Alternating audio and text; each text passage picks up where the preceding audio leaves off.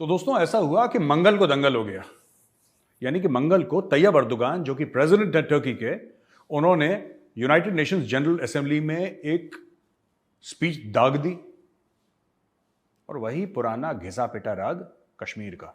अब मैं आपको बताता हूं उन्होंने बोला क्या कश्मीर को लेकर, फिर इसके बारे में हम लोग एनालिसिस करेंगे दोस्तों।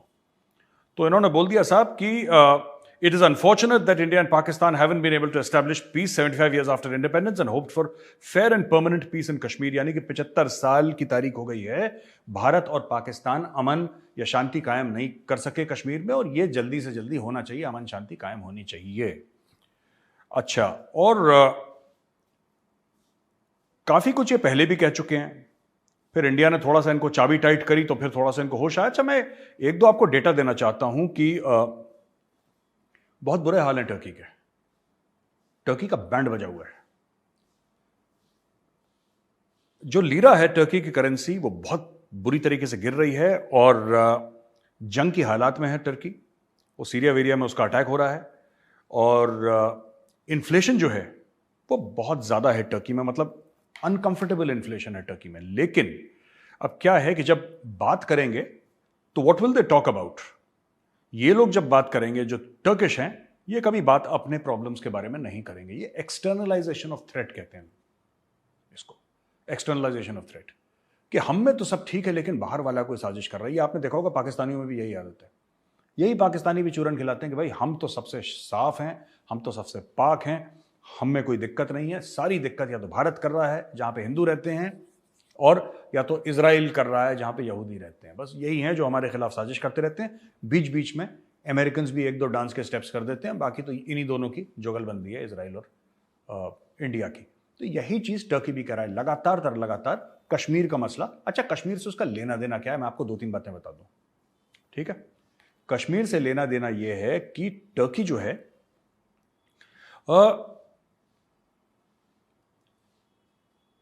काफी जो कश्मीरी सेपरेटिस्ट्स हैं जिनके पास पैसा था, बाकी के गरीब के बच्चे को जिहाद विहाद का चूरन खिला के वो टर्की भाग गए, वो टर्की में रहते हैं। वो टर्की में रहते हैं काफी, जो जहर घोलते हैं ना फॉरेन कंट्री से कि भारत कश्मीर में ये गलत कर रहा है और इतने लाख लोग मार दिए, करोड़ लोग मार दिए, 50 करोड़ लोग जो झूठ बोलते रहते हैं बाहर सोशल मीडिया, वो सारे के सारे टर्की में रहते हैं। कुछ रहते हैं यूएस में, कुछ रहते हैं इंग्लैंड पर ज्यादा टर्की में रहते हैं और टर्की की गवर्नमेंट के शय में रहते हैं। एर्दोगान ने इनको शय दे रखी है। एर्दोगान का सिर्फ एक ही मकसद है और उसका मकसद यह है कि भारत के ऊपर प्रेशर बनाओ। कश्मीर से कोई लेना देना थोड़ा ना उसका।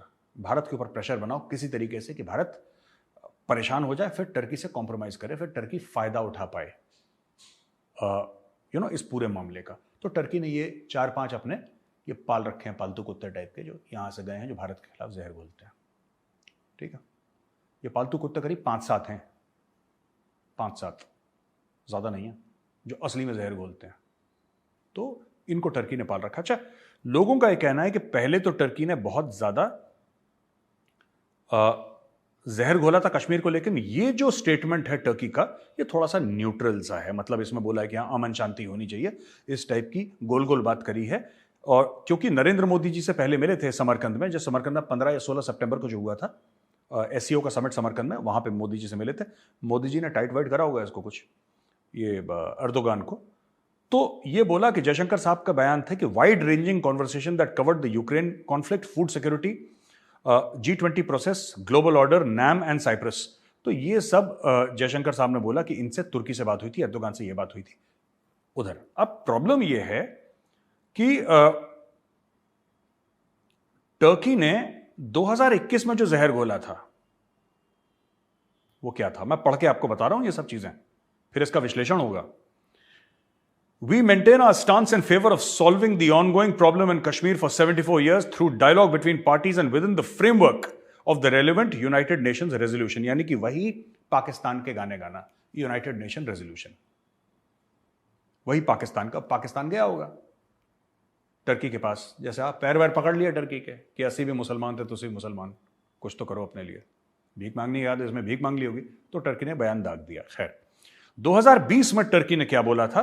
The Kashmir conflict which is also the key to stability and peace of South Asia is still a burning issue. We are in favour of solving the issue through dialogue within the framework of the United Nation resolution, specially in line with the expectations of the people in Kashmir. अच्छा, expectation of the people in Kashmir, जो कश्मीर के लोग उम्मीद करते हैं उसके हिसाब से, जो उनकी एक्सपेक्टेशन है, जो उनकी ख्वाहिशात हैं, जो उनकी उम्मीद है, उसके हिसाब से कश्मीर का मामला सॉल्व होना चाहिए। यह बयान है 2020 का। और 2019 में अर्दोगान कहते हैं, in order for the Kashmiri people to look at a safe future together with their Pakistani and Indian neighbours, it is imperative to solve the problem through dialogue, blah blah blah, justice, equality, not through clashes. अब आप देखिए 19, 20, 21 में Erdogan ने क्या बोला और 22 में अचानक अर्दोगान की पिच नीचे हो गई, क्योंकि कहीं ना कहीं भारत का भी पेशेंस खत्म हो गया। मुझे ऐसा लगता है इस मामले में कि थोड़ा सा अब समय आ गया है कि टर्की को ना सजा देनी पड़ेगी। Turkey needs to be punished and Erdogan needs to be punished. क्योंकि क्या होता है कि अगर ये लोग लगातार कुछ ना कुछ करते रहेंगे और आप उसका जवाब नहीं देंगे, ये लोग समझते हैं कि ये कमजोर हैं। और मुझे ऐसा लगता है this is the right time to punish Turkey. थोड़ा सा सजा, जैसे बच्चे को एक जमाने में, आजकल तो पिटाई विटाई नहीं होती स्कूल में, हम लोगों की तो काफी हुई, जो बच्चे को यहां से बेंच से पड़ता था ना हाथ में, जब उसकी चीख निकलती थी, वो थोड़ा सा टर्की को सजा देने के टाइम आ गया है। Turkey should be punished. और कैसे पनिश करें? एक तो ये जितने भी वहां पे जहर वाले सांप बैठे हैं जो कश्मीर से गए हैं, वहां पे 4-5 लोग हैं, ये 5-6 लोग, 7 लोग हैं, तो वैसे 25-30, लेकिन खास खतरनाक वाले सांप 5-7 ही हैं। इनका इंडिया में आप बैन लगा दीजिए। इंडिया में बैन लगा दीजिए आप कि ये इंडिया नहीं आ सकते। तुम रहो बेटा टर्की, वहीं पे जियो, वहीं पे मरो, ट्विटर पे तुम्हें जो करना है करो, तुम इंडिया नहीं आ सकते। इंडिया आते थे 1-1.5 साल पहले भी इंडिया आए हैं ये। इनका इंडिया आना बैन कर दीजिए। मैं आपको बताता हूं, न्यूट्रलाइज हो जाएंगे। पहली चीज ये कर सकते हैं हम। दूसरी चीज ये कर सकते हैं कि आप बॉलीवुड को ये बोलिए कि अगली बार अगर तुमने टर्की में फिल्म शूट करी तो सेंसर बोर्ड तुम्हें सर्टिफिकेट नहीं देगा, और ना तुम्हारे ओटीटी प्लेटफॉर्म्स में जो तुम्हारी वेब सीरीज बनती हैं या फिल्में बनती हैं वो रिलीज करेंगे। Bollywood should be banned from going to Turkey because Bollywood is a huge source of revenue for Turkey. तीसरी चीज, आप इंडियन सिटीजन को एडवाइजरी पास कर दीजिए कि टर्की जाने की जरूरत नहीं है आपको। छुट्टियां मनाने के लिए बड़े बड़े डेस्टिनेशन वेडिंग्स होती हैं इस्तांबुल में, ये सब बंद करिए। Don't go to Turkey. आप टर्की के ऊपर दोबारा प्रेशर बनाइए। और जो चीजें हैं जो टर्की को दुख देती हैं, ऐसी बात नहीं कि टर्की को कुछ चीजें दुख नहीं देती, बड़ी बड़ी हैं। कुर्द हैं वहां पे जो टर्की के साथ भिड़े पड़े हैं, और भी लोग हैं जो भिड़े पड़े हैं। यहां पे काफी एक लंबी लिस्ट है ना, कि बहुत जरूरी है कि ये जो infrastructure projects companies in India कहते हैं, ये हिंदुस्तान टाइम्स का एक आर्टिकल है जिससे मैं पढ़ रहा हूं कि infrastructure project companies in India have increasingly turn to Turkish subcontractors, और Turkey is making a big push to attract Indian tourist. देखिए, ये जो इंडियन कंपनीज हैं वो टर्किश सब कॉन्ट्रैक्टर्स को ला रही हैं। अब काम इतना ज्यादा है भारत में, हाईवेज बन रहे हैं, सुपर हाईवेज बन रहे हैं, कंस्ट्रक्शन हो रहा है, इंफ्रास्ट्रक्चर तैयार हो रहा है, तो आपको बाहर से एक्सपर्टीज तो चाहिए कि आओ तुम सब कॉन्ट्रैक्ट करो। मेन ठेकेदारी नहीं, छोटा ठेकेदार, सब कॉन्ट्रैक्टर, हल्का ठेकेदार। ये टर्किश कंपनीज को आपको इनके लिए आना मुश्किल कर देना। आप सीधे तो मना नहीं कर सकते, लेकिन आप इनके लिए जिंदगी यहां पे नर्क कर सकते हैं। आपको टर्की, देखिए टर्की जब कश्मीर बोले, टर्की को सजा मिलनी चाहिए। जैसे बच्चे के हाथ में वो डंडा पड़ता था ना एक जमाने में, आज से 20-25 साल पहले, आजकल तो नहीं पड़ते, वो डंडे पड़ने चाहिए। टर्की को पता होना चाहिए कि मुंह से कश्मीर निकलेगा तो दर्द होगा। वो हमने दर्द नहीं दिया टर्की को ना, इसलिए टर्की को थोड़ा ज्यादा ओवर कॉन्फिडेंट होता है टर्की, तो इसको सेट करना पड़ेगा। अब मैं आता हूं दूसरी चीज पे दोस्तों। मैंने एक बार पहले बोला था ना आपको कि बिलावल भुट्टो फूड सिक्योरिटी की कॉन्फ्रेंस के लिए गया था यूनाइटेड नेशंस, और वहां पे फूड सिक्योरिटी की जगह वो उसने कश्मीर की बात कर दी। ये भाई अभी भी नहीं सुधरा, ये बिलावल भुट्टो, इसका फिर से दिमाग उल्टे डायरेक्शन में चल रहा है। ये इसने फिर जाके अभी दोबारा गया है, इसने फिर कश्मीर का राग, नॉर्वे के एक मिनिस्टर से इसने बात करी है वहां पे कि जी कश्मीर के बारे में। नॉर्वे क्या करेगा भाई कश्मीर के बारे में? कहां नॉर्वे, कहां पाकिस्तान, कहां Hindustan, and Kashmir belongs to India. Norway क्या करेगा? सबसे भीख मांगते हैं, ये कहते हैं चलो तुम पैसे नहीं दे सकते तो कश्मीर के बारे में बयान दे दो। यार ऐसा थोड़ा ना होता है। मैं पाकिस्तानी भाइयों बहनों से कहना है, ऐसा थोड़ा ना कि मांग मांग के आपकी आइडियोलॉजी भी मांगे की है, आपका खाना भी मांगे का है, आपके कपड़े जो चाय टी इज फैंटास्टिक वो भी मांगे की है। यार हर चीज मांगे की। पूरा मुल्क अगर सब मांग के ही चलाना था तो फिर भारत से अलग क्यों हुए? अब ये देखो फिर जाके इसने बकवास करी वहां पे, कोई बात नहीं, बच्चा है, बावला है थोड़ा सा, लेकिन fact of the matter is इन्होंने फिर नॉर्वे से जाके बकवास करी। ये आपने देख लिया दोस्तों, ये बिलावल भुट्टो की ये तारीफ है। बिलावल भुट्टो ने ऐसा क्यों करा, जरा इसका विश्लेषण कर लें। बिलावल भुट्टो को कश्मीर से कोई लेना देना है नहीं 2 रुपए का। उसकी तरफ से आग लगे, सैलाब आए, उसको कोई फर्क नहीं पड़ता, वो तो अरबपति बाप का बेटा है।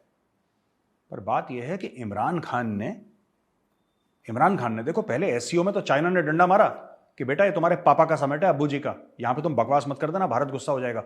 लेकिन यहां पे तो खुला खेल फर्रुखाबादी है, यहां पे तो जो बोलो वो सही है। भाई वेस्टर्न कंट्री है ना, फ्रीडम ऑफ एक्सप्रेशन है, अभिव्यक्ति की आजादी। तो भाई लोगों ने फिर कश्मीर का वहां पे रायता फैलाना शुरू करा। और ये क्यों करा इन्होंने? इसलिए नहीं कि इनको कश्मीर पे भरोसा है या कश्मीर के बारे में कुछ करना चाहते हैं। इन्होंने इसलिए करा क्योंकि इमरान खान पूछता कि तुम वहां पे गए थे और तुमने कश्मीर के बारे में कुछ नहीं बोला। पाकिस्तानी पब्लिक, इनके हाईली रेडिकलाइज्ड लोग हैं ना वहां पे, तो हाईली रेडिकलाइज्ड लोग हैं, सुपर रेडिकलाइज्ड। तो वो तो यही पूछते कि तुमने कश्मीर जिहाद के बारे में कुछ बात करी कि नहीं करी। तो ये सब जिहादी हैं। पाकिस्तान में टाई पहने वो ज्यादा बड़ा जिहादी जो पढ़ा लिखा है। पर लेकिन दोस्तों मैं एक आपको बात बताता हूं, कुछ भी हो जाए, कश्मीर ने एक कमाल तो कर दिया। कश्मीर सबसे बड़ा हथियार है मुझे लगता है भारत के ना पास। कश्मीर ने पाकिस्तान को डुबा दिया यार, पाकिस्तान को डुबा दिया। अब देखिए पाकिस्तान में इकोनॉमी का बेड़ा गर्क है, खाने को नहीं है लोगों को वहां पे, मतलब आंखें फूट के बाहर निकल गई वहां पे। 1/3 मुल्क पानी के नीचे, बीमारियां फैल रही हैं सैलाब के बाद जो होती है, कीटाणु आ रहे हैं, नए नए काट रहे हैं लोगों को, लोग बीमार हो रहे हैं, क्या क्या नहीं फैल रहा वहां पे। लेकिन हाँ, इसके बारे में थोड़ी बहुत बात करी, लेकिन कश्मीर के बारे में जरूर बात करनी। तो इससे अच्छा मुझे लगता है कि टर्की अगर कुछ करता है, Turkey is a serious player थोड़ा सा ना, तो टर्की को वी कैन पनिश। पाकिस्तान को पनिश मत करो। पाकिस्तान को मुझे लगता है कि मोदी जी को, जयशंकर साहब को, उनको मुझसे तो कई गुना बेहतर पता है मैं उनको क्या समझा रहा हूं। मतलब मेरी ऐसी कौन सी औकात है जो मैं उनको समझा दूं यार। लेकिन फिर भी मुझे ऐसा लगता है कि वो पाकिस्तान को कुछ ना बोले, पाकिस्तान को कश्मीर का राग आलापने दो। ये खुद अपने मुल्क को डुबाएंगे ये लोग।